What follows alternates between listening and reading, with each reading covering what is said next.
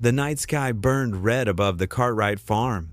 Flames licked at the wooden beams of the homestead, sending sparks dancing into the darkness like vengeful fireflies. The crack of gunfire split the air, 6 shots in rapid succession, then silence. Through the haze of smoke and moonlight, a single figure ran across the open field, small and desperate. A child, a girl, no more than 9 years old. Her feet pounded against the hard Texas dirt, her breath coming in ragged gasps. Behind her, men's voices shouted, boots stomped, and horses whinnied. A lantern beam swept across the grass, searching, hunting. "Find the girl," a voice commanded. "No witnesses." From his position on the ridge half a mile away, Grant McCade watched through a spyglass, his breath caught in his throat. The brass tube trembled in his scarred hands, hands that had seen war, hands that had killed men during the bloody days of the rebellion. But tonight, those hands were useless. He had come too late. The farmhouse collapsed with a thunderous groan, sending a pillar of embers skyward. In that brief illumination, Grant caught sight of Sheriff Dalton's silver badge gleaming on his chest, standing triumphant before the destruction. Beside him stood 5 deputies, guns still smoking. Behind them, the broken body of Robert Cartwright lay sprawled in the dirt. The girl disappeared into the darkness of the tree line, and something inside Grant, something he thought had died during the war, stirred to life. He knew who she was, Lena Cartwright. He had bandaged her wrist once, 2 summers ago, when she had fallen from her father's wagon. He remembered her asking if it would leave a scar. He had lied and said it wouldn't. Grant tucked the spyglass away and mounted his horse. His father's words from earlier that evening echoed in his mind. "The Cartwright land will be auctioned tomorrow." Some folks just weren't meant to prosper in these parts, not when they sympathized with the wrong side. Now he understood. This wasn't justice. This was theft disguised as law. But it was too late for the Cartwrights. Too late for everyone except the girl who ran into the night, bearing the scar he had once tended, and now bearing scars no child should ever carry. Texas, 1869. 8 years later, the auction barn stank of desperation and cheap whiskey.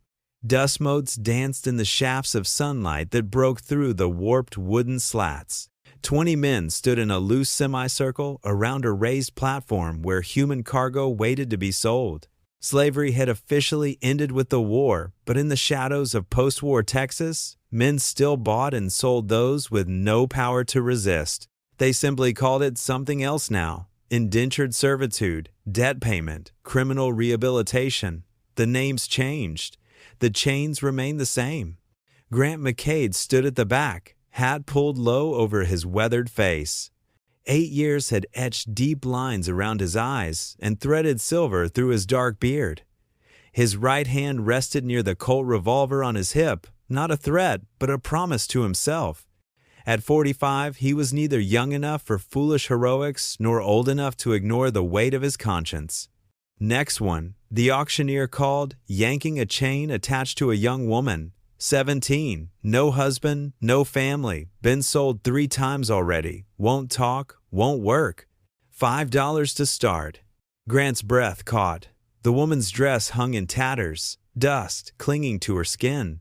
Her hair was matted and fell across her face, but when she lifted her chin in defiance, he saw it. The crescent-shaped scar on her wrist, the same scar he had bandaged 8 years ago. Lena Cartwright. The auction barn fell silent as the men assessed her value. In the cruel calculus of these illegal sales, a silent, defiant young woman fetched little interest. Not when farms needed strong backs, not broken spirits. Not worth a single dime, a man spat in the dirt. Grant's voice cut through the silence, calm and steady. "I'll pay 20. Heads turned. The auctioneer's eyes narrowed with suspicion, then widened with greed. $20? You sure, mister?" Grant stepped forward, a handful of crumpled bills extended. Bills that represented his last savings, meant for winter supplies. "I'm sure." The gavel slammed down with finality. Sold. When Grant approached the platform, Lena's gaze finally met his. Her eyes were green, the same color as the tall grass that once surrounded her family's farm. But where there had once been laughter, now there was only emptiness, a hollowness carved by 8 years of hell. In those years, she'd been passed between cruel masters, first a cotton farmer who worked children until they collapsed, then a saloon owner who valued her youth more than her labor, and finally a cattle baron's wife who beat her for every perceived slight. She'd learned to disappear inside herself, to lock away anything that might break. Her silence became her only weapon, her only shield. "Do you remember me?" Grant asked softly, unlocking her chains with hands that trembled slightly.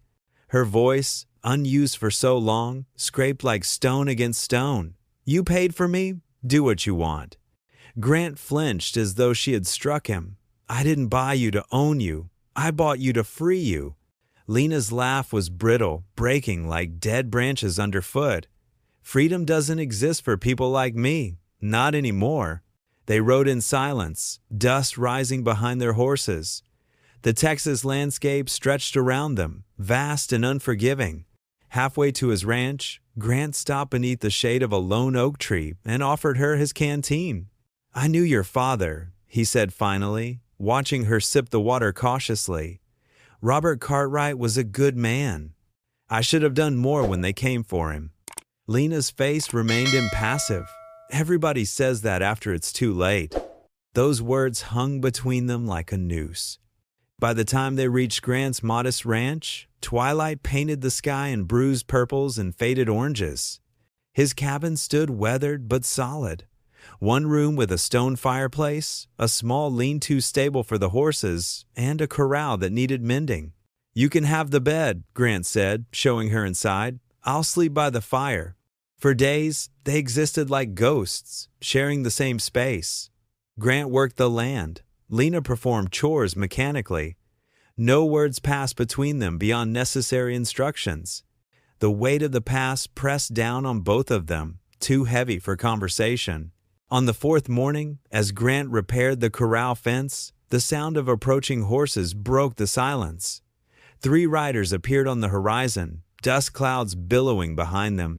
Grant recognized the lead rider instantly. Sheriff Dalton, older now, his mustache gray, but his eyes still cold as river stones in January.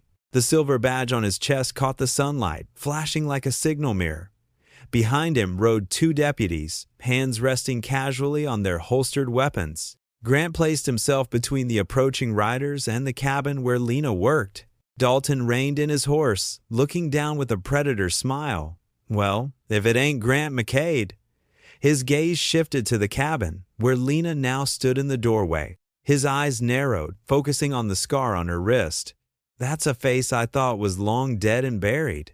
"You've had your look," Grant said quietly. "Now ride on." Dalton dismounted with deliberate slowness. "You buying lost girls now, McCade? This one to keep you warm at night?" Grant's hand twitched near his holster but remained steady. "I paid for her freedom, not her body." "Noble," Dalton sneered. "But that name, Cartwright, still carries the stink of treason in these parts." He strolled to the fence, leaning against a post as though they were old friends, sharing gossip. "Your daddy understood what side to stand on after the war. Shame his son lacks the same clarity." From the cabin doorway, Lena watched, her fingers white-knuckled around the doorframe. Grant could feel her presence behind him, fragile as bird bones, but somehow unyielding. Dalton reached into his pocket and withdrew a single brass bullet, placing it deliberately on the fence post. "Some deaths don't get settled with time, McCade. Some ghosts don't stay buried." When the riders disappeared over the ridge, Grant turned to find Lena standing closer, the bullet clutched in her palm. "Who was that?" she asked, her voice barely above a whisper. Grant stared at the horizon where dust still hung in the air. "The man who led the raid on your family's farm." That night, as thunder rumbled in the distance and lightning split the sky, Lena placed something on the table between them, a silver pocket watch, tarnished and dented, with the initials RC engraved on the back. "My father's," she said simply. "I kept it hidden all these years." Her fingers trembled as she opened it, revealing a small folded paper tucked inside the case. Before the soldiers came, he said, "Keep this safe, Lena. It names them all." Grant's throat tightened. Names who? The men who arranged to have my family killed for our land? Her eyes bore into his. Your father's name is on this list. The truth hung between them, inescapable as the coming storm. Grant's voice, when he finally found it, sounded like it belonged to another man. My father told Dalton where to find your family. I overheard them planning it. A cleanup operation, they called it. I rode to warn your father, but I was too late. Lena's face revealed nothing, but her knuckles whitened around the watch. You knew and did nothing. I tried. Not hard enough. The first real emotion cracked through her facade, raw fury that made her whole body tremble. You're breathing. They're not. Grant had no answer. There was no answer that could bridge that chasm. For a long moment, the only sound was rain beginning to drum against the cabin roof. Finally, Lena spoke again, her voice hollow. If your father did all that, why are you the one carrying the guilt? Grant met her gaze, unflinching. Because I'm still here. Because I did nothing to stop him. Because every breath I take is one your family can't. Lightning flashed, illuminating tears on Lena's cheeks, the first he'd seen since finding her. But before either could speak again, hoofbeats thundered outside, splashing through puddles, many horses approaching fast. Grant was on his feet in an instant, gun drawn. Get down, he whispered, extinguishing the lantern with one quick breath. Sheriff Dalton hadn't waited long to return. This time, he'd brought 7 men, not deputies with badges, but hard-faced gunmen with rifles and eyes that had seen the worst of the war and learned to enjoy it. McCade! Dalton's voice boomed through the rain. Send out the girl and maybe you get to keep breathing. Grant pressed his back to the wall beside the window, peering cautiously through the glass beaded with raindrops. Lightning flashed, illuminating the men positioned around the cabin, 2 by the corral, 3 near the oak tree. Dalton and another at the front. All armed, all waiting. They want the list, Lena whispered, clutching the pocket watch. They can't let anyone know what they did. Grant checked his revolver, 6 rounds, plus 12 more in his belt. Not enough, not nearly enough. There's a rifle under the bed, he told her, and a shotgun above the door. You know how to shoot? Lena's jaw tightened. I can learn fast. A warning shot cracked through the night, shattering the window above their heads. Glass rained down as they ducked. Last chance, McCade, Dalton called. That girl's the last witness to a dead matter. Hand her over, and we forget this unfortunate business. Grant met Lena's eyes in the darkness. I need to get to the stable, create a diversion. They'll kill you, she said flatly. Probably, he agreed. But not before I take a few with me.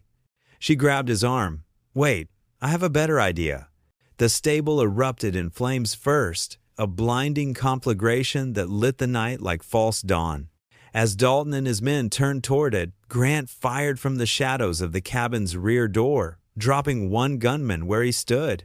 The night exploded into chaos. Gunshots tore through the darkness, bullets splintering wood and thudding into earth. Grant rolled behind the water trough, firing methodically. 1 shot, 1 man down. Another shot, another cry of pain. Inside the cabin, Lena moved like a ghost, firing the shotgun through broken windows, forcing Dalton's men to scatter for cover. The thundering boom of the shotgun mingled with the storm, becoming part of the natural violence of the night. Burn it down, Dalton screamed, rage overwhelming caution. Burn everything. A flaming arrow arced through the rain, lodging in the cabin's wooden roof. Within moments, fire began to spread, climbing hungrily despite the downpour. Grant fired his last round, striking a gunman in the chest. Then he ran, not away from the cabin, but toward it, toward Lena. He crashed through the door as the roof began to burn in earnest. We need to go, now. Lena stood in the center of the room, shotgun empty. Robert Cartwright's watch clutched in her hand. Her eyes reflected the flames that were devouring their shelter. I won't run again, she said. This isn't running, Grant countered, grabbing his rifle from its place on the wall. "This is surviving to fight another day." A support beam cracked overhead, showering them with sparks. Grant grabbed Lena's arm and pulled her toward the back window. They tumbled out into the rain just as the roof collapsed behind them. The smoke provided cover, thick and blinding, even in the rain. Grant pulled Lena low to the ground, crawling through mud and undergrowth.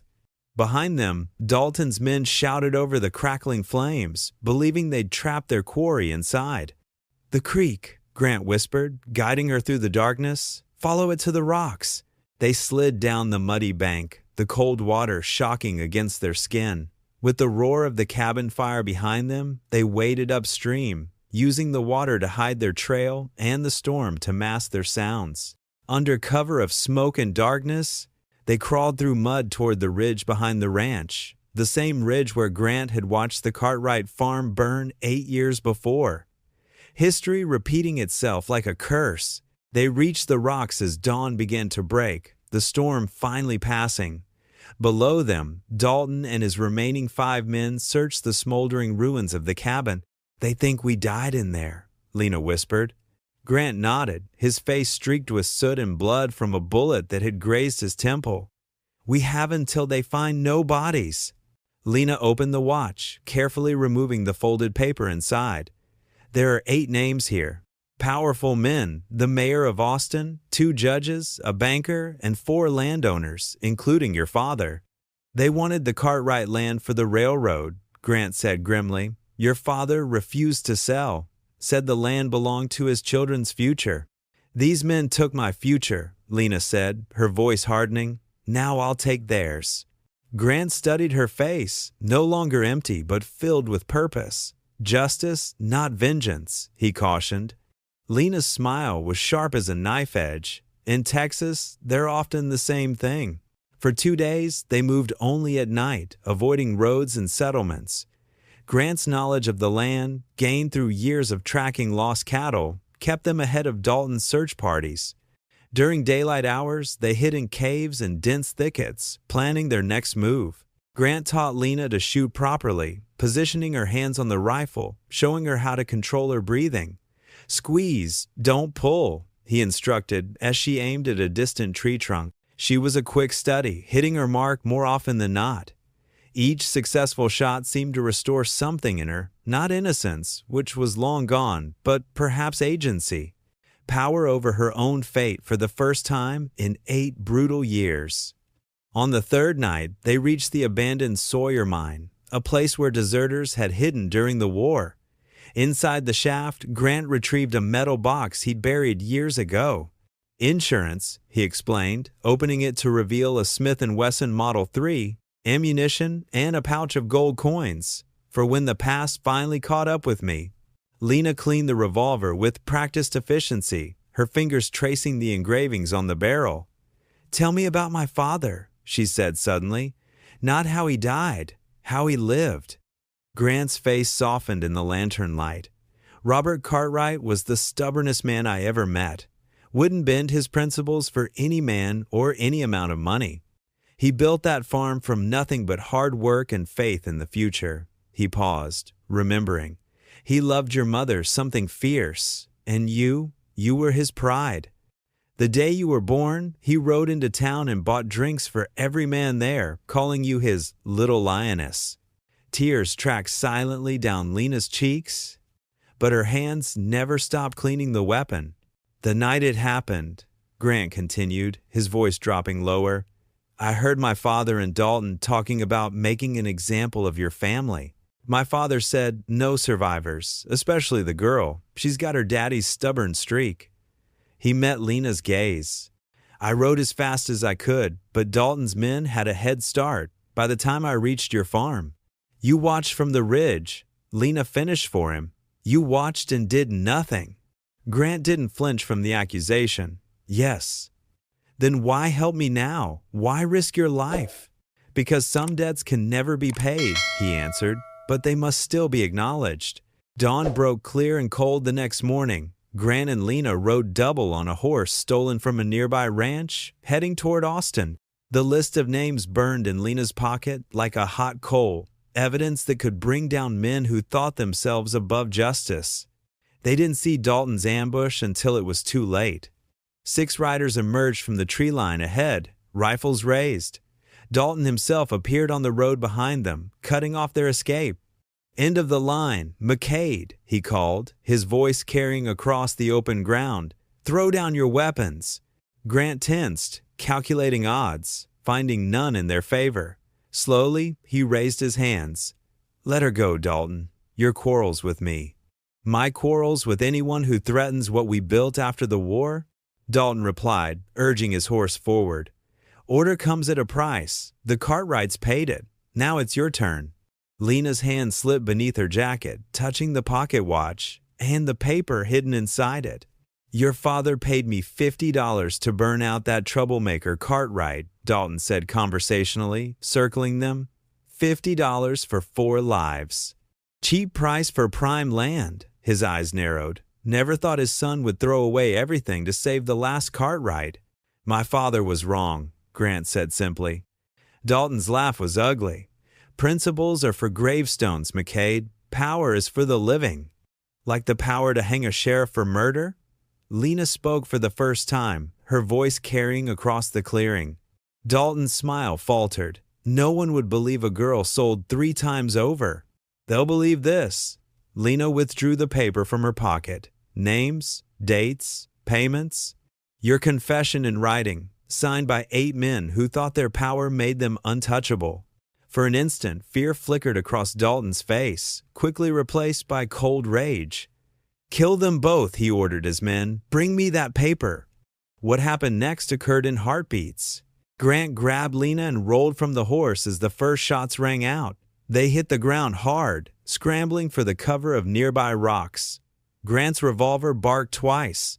2 of Dalton's men fell. Lena fired the rifle from behind a boulder. It's her aim true. Another gunman clutched his chest and toppled from his saddle. A bullet struck Grant's shoulder, spinning him around. He dropped to one knee but kept firing. The air filled with gun smoke and the copper smell of blood. Dalton dismounted, stalking forward with determined purpose, firing methodically. "You should have stayed dead, girl," he snarled at Lena. "Just like your family." Grant lunged at him, ignoring the fire in his shoulder. They collided hard, guns knocked aside, fighting with desperate fury. Dalton was heavier, stronger, driving his fist into Grant's wounded shoulder, making him howl in pain. "Your daddy would be ashamed," Dalton panted, pinning Grant down, drawing a knife from his boot. "Dying for a dead man's daughter." "My father would be ashamed he ever knew you," Grant gasped. The knife descended and stopped as Dalton's body jerked violently. His eyes widened in surprise. Behind him stood Lena, Grant's revolver smoking in her hand. "That's for my father," she said coldly, "and my mother, and my brother, and my sister." Dalton collapsed, blood spreading across his shirt. His hand clawed weakly at the dirt. "The paper?" he gasped. "Worth a fortune to the right people." "It's worth justice to me," Lena replied. Dalton's last breath rattled in his chest. Around them, the remaining gunmen fled, vanishing into the landscape like morning mist. Grant struggled to sit up, clutching his shoulder. "We need to get this to Austin, to a federal marshal, not local law." Lena helped him to his feet. "And then?" "Then we take back what's yours, the Cartwright land." He met her gaze steadily. "If you'll let me help you rebuild it." "Why would you do that?" Grant looked across the blood-soaked ground. "Because some debts can never be fully paid, but we try anyway, because it's the trying that makes us human." 1 year later, the Cartwright farm rose from the ashes. New buildings stood where old ones had burned. Fields of wheat rippled in the Texas breeze like a golden sea. By the fence line, 2 wooden crosses stood as silent sentinels to what had been lost.